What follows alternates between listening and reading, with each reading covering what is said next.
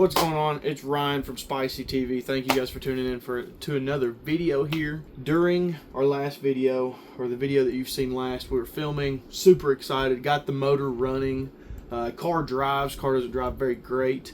Going from there into what you guys are just about to watch, what we're going to get into, we've got a small little problem. We lost a few clips, but I'm going to get you up to speed. As you've seen here in these clips from last week, car broken, diesel in Sydney's mouth, diesel out of Sydney's mouth and out of car, oil out, new spark plugs, car run, car smoke bad, car drive away. Good. Big gap right here.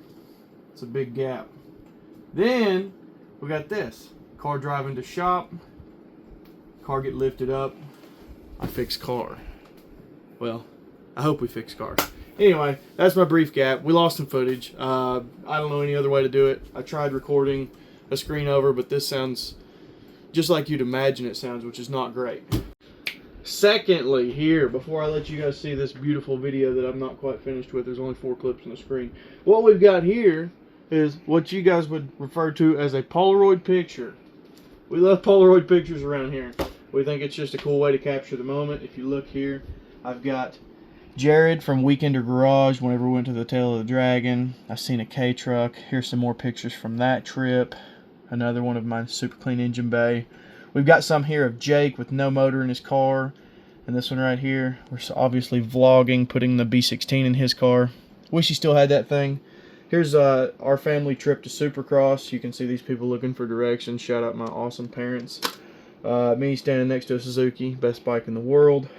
Anyway, what I'm getting at is Polaroids capture a special moment in time, and after some consideration, I've thought about doing thumbnail pictures with the Polaroids. So not exactly like a thumbnail, so to speak, but a moment from those videos that I can mail out to people who have a ton of engagement and appreciate the videos as much as you guys do. You guys have been blowing me away with all the support. We reached 10K views on the last video, and I think that's just awesome. And I want to start doing something special for the people that make my videos as popular as they are, you know, amongst our small following. But I don't know, if you like pictures like this and like the channel, you may come home with something like this. And we're going to date them, put the title of the video on them, and a little message on what we can here. There's not much, but it'll be cool. And you guys will start getting those in the next few videos. I think it'll be cool. I hope you guys like it. But anyway, let's get in this video here. So yeah, clutch still not working. I don't know if you could see it in my phone video, but I press clutch, clutch no work. So that still froze up at the transmission. We're gonna have to figure that out.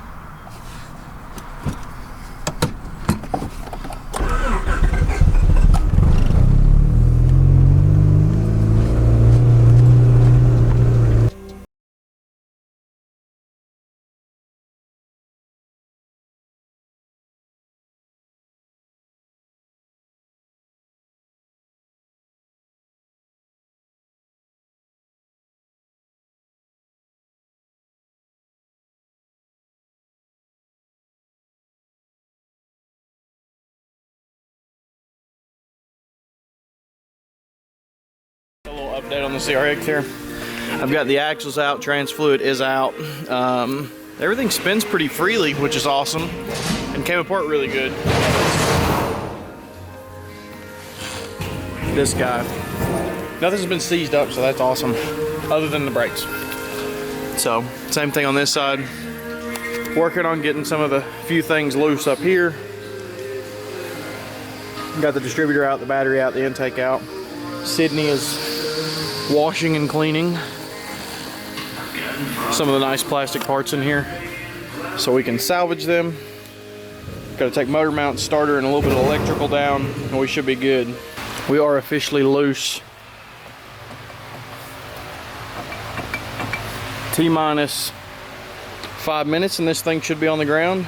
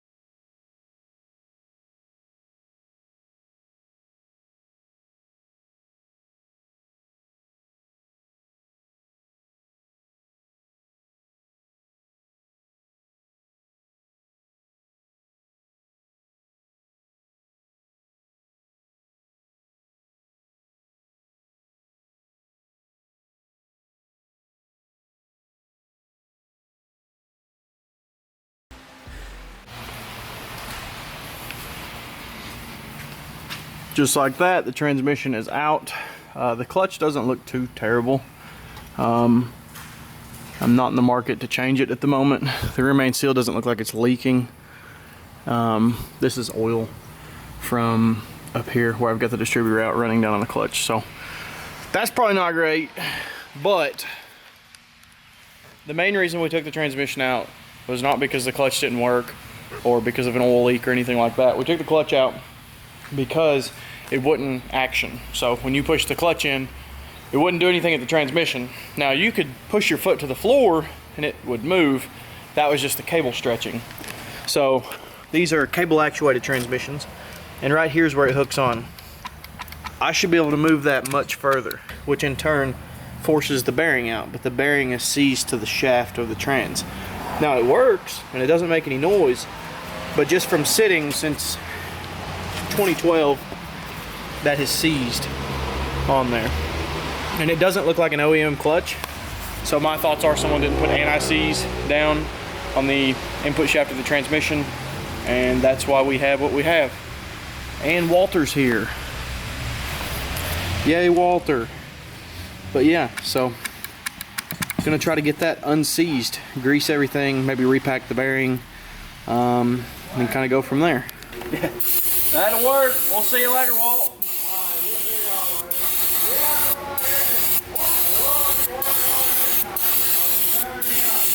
Yeah.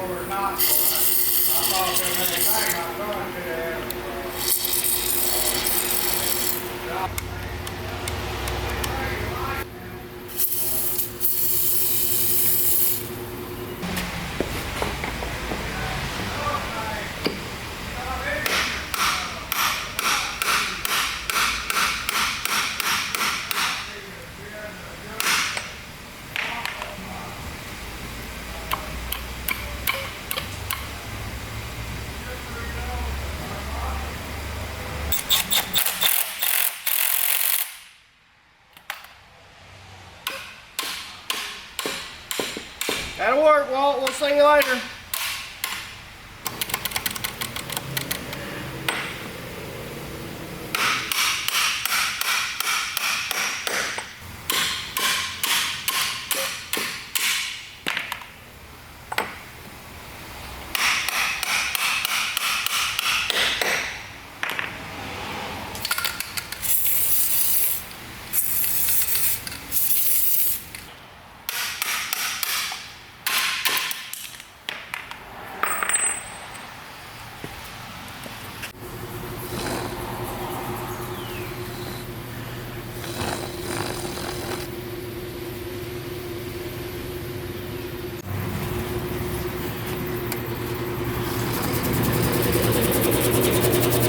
How bad was it? Too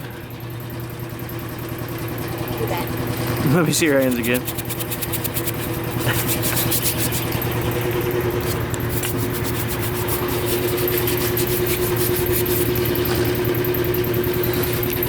So I'm sure you've probably seen the trans in the clip where we pulled it out, and it's a lot cleaner now. We've got the inspection cover unclogged and a couple of the brackets and braces, and we're just trying to clean everything up the best we can so when we go back together with it, maybe I won't have to wash my hands as bad when we go back together with the transmission.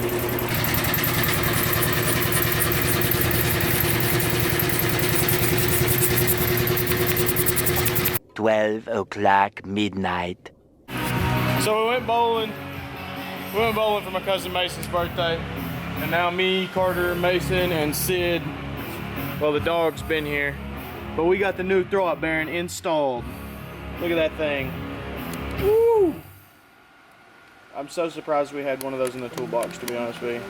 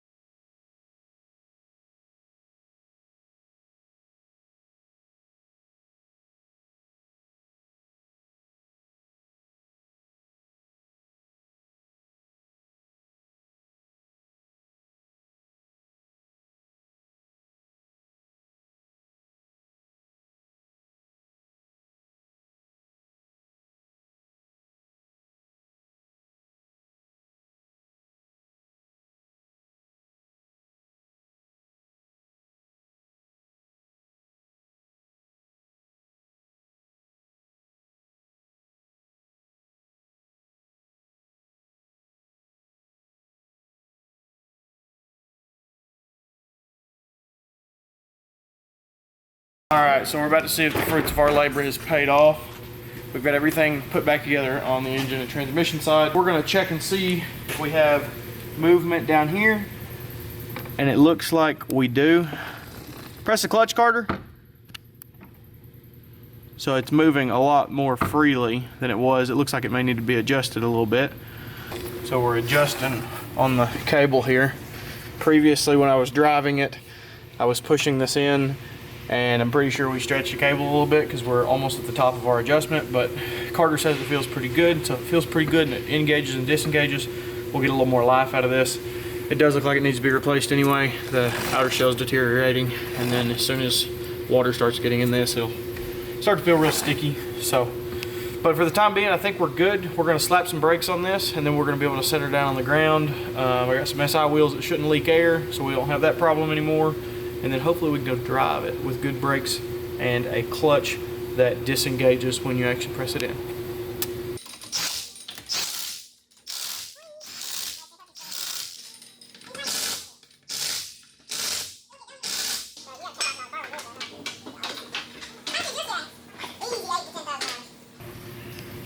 Alright, so we got my SI wheels on here as a temporary thing.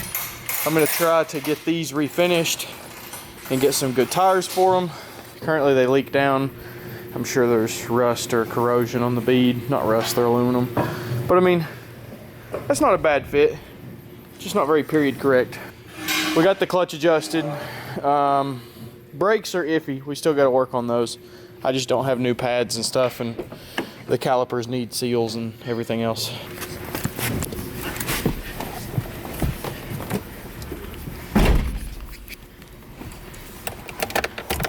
Key on, clutch is in,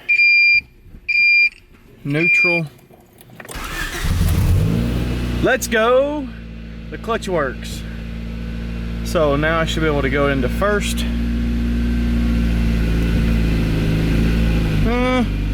She still needs a little adjusting. All right, I hit the clutch with a little more adjusting.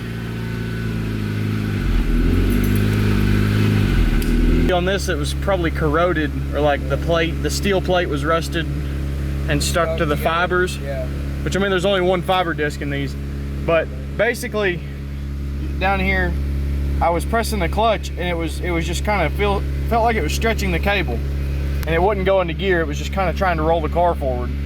But we put a little more preload on it at the cable, and I was able to kind of put it in gear and kind of try to force it a little bit. And going into a higher gear, it bumped it and it broke the clutch. The clutch is free. So now I can put it in first, right there. And the pedal's way at the top. But I mean, we'll drive it for a little bit, it'll be fine. Can you adjust it out of it? Yeah, I can. Well, this is the first few feet with it functioning mechanically sound as far as like major things go. Obviously it's not ready. 12 years, the motor was locked up when we got it. The clutch was stuck, the brakes were stuck. We've got most of that taken care of. It's got a few issues. Needs some exhaust work, but here we go.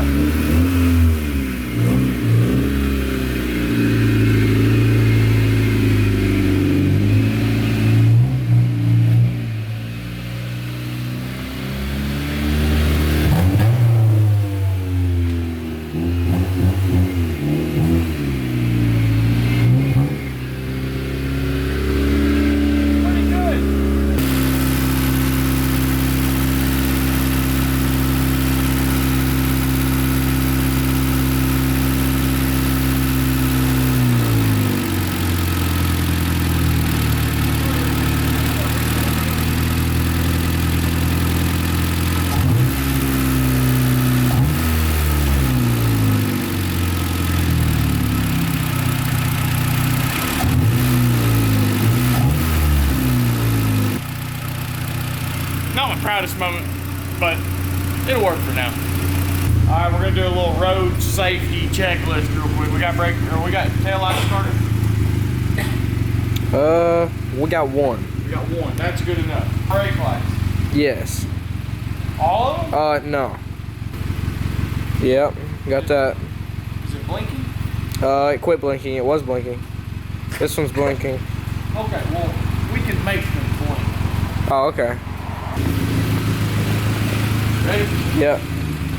Yep, we got everything working up here. Oh yeah, that's the only thing we really need, bub. Oh, yeah. Legal enough.